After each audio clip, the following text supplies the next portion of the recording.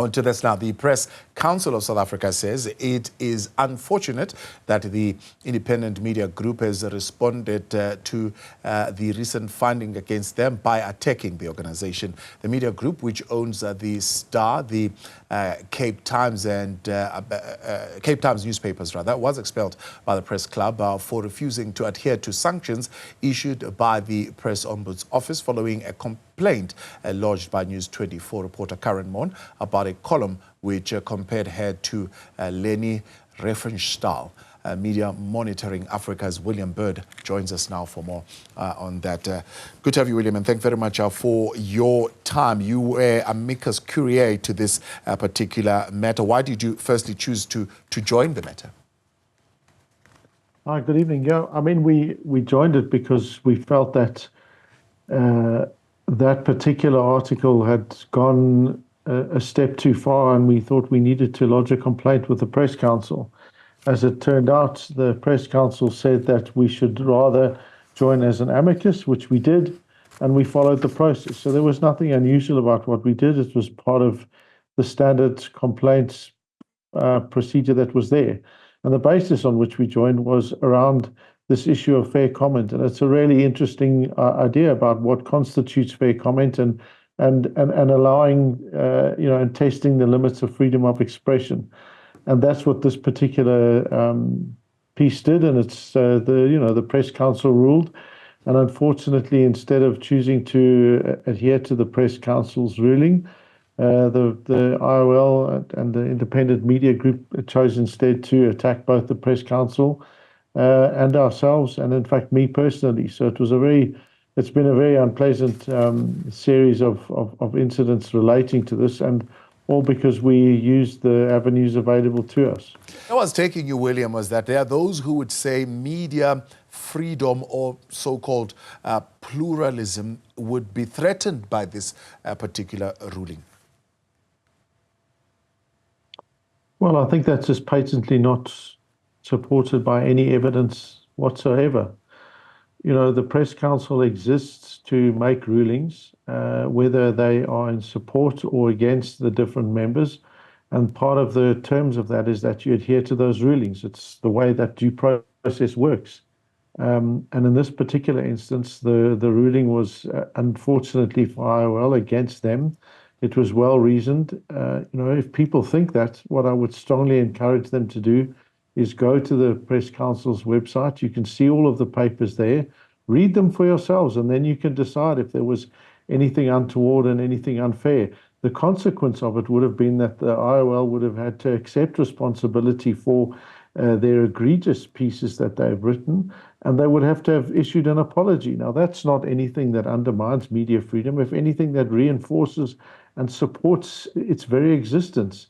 You, as Newzroom Afrika, if the BCCSA directs you to issue an apology, if there's an error made, you issue the apology. People see that there's accountability, and they see that that's a value and a strength of the system. It doesn't undermine and weaken it, and certainly it doesn't in any way whatsoever undermine media freedom. Again, if IOL was that dissatisfied and they believed they genuinely had a case that this undermined media freedom, then I would strongly encourage them to take this on formal legal review and go to the High Court.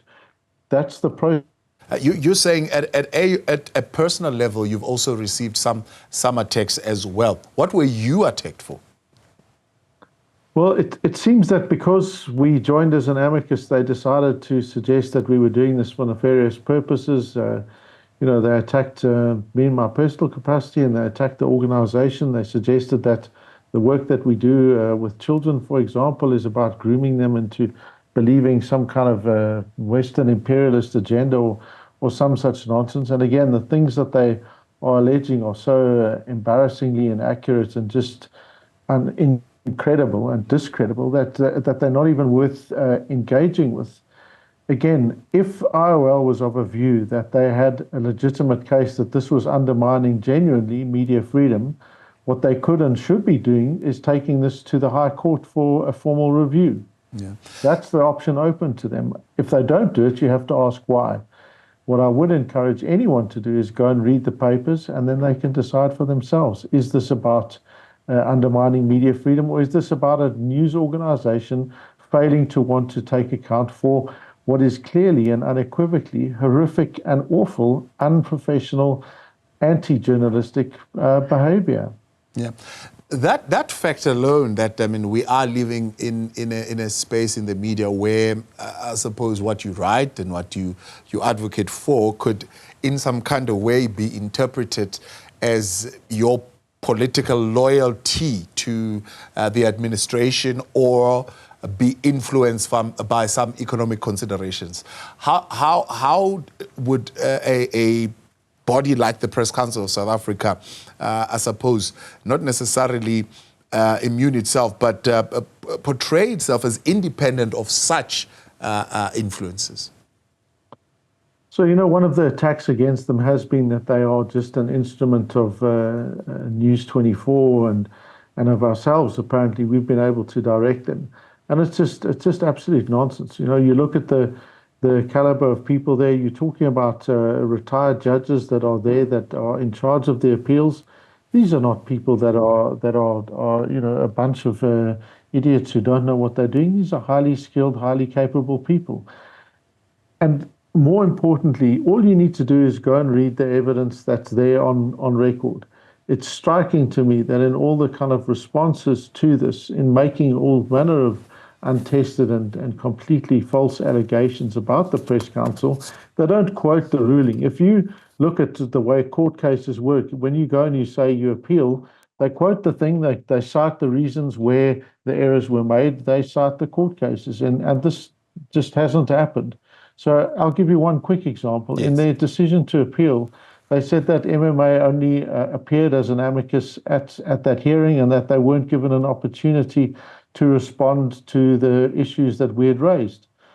It's just completely simply not true. And we don't need to argue that, because in the email that they had sent so many months before, in June, I think it was, they'd said they needed more time to respond to arguments that MMA had made in our particular application as an amicus. So in the way they represented their case to the Press Council and to the Press Council appeals, they just grossly misrepresented what had actually occurred. So for the Press Council, this is very much a damaging thing, to have your members saying we're going to come to this process and then simply ignore it and seek to discredit it.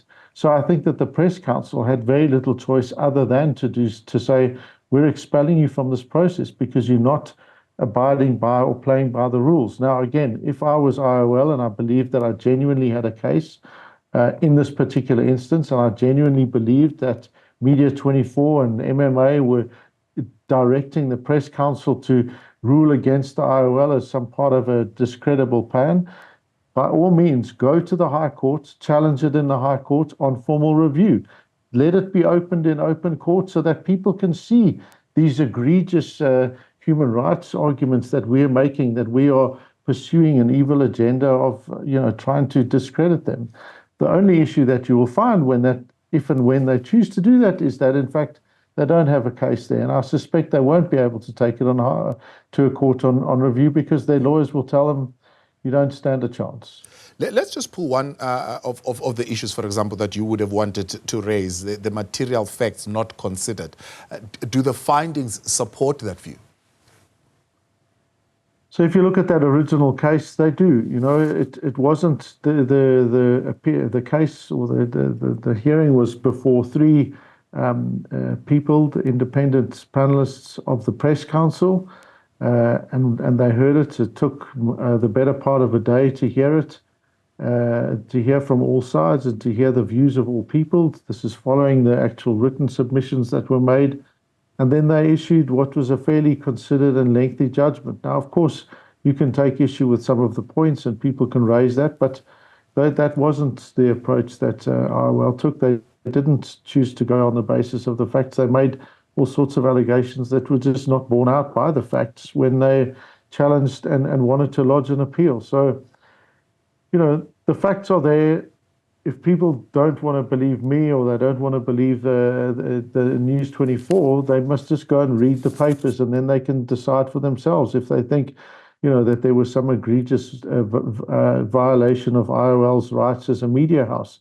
And that's what they're seeking to portray. And that's to deny and discredit and devalue the role of our media. And that I think is something that's so unfortunate, is that it doesn't take a lot to discredit all media. You just need one media entity like IOL to be going out there and behaving in a manner that is completely and patently unprofessional, to get the very basics of journalism wrong.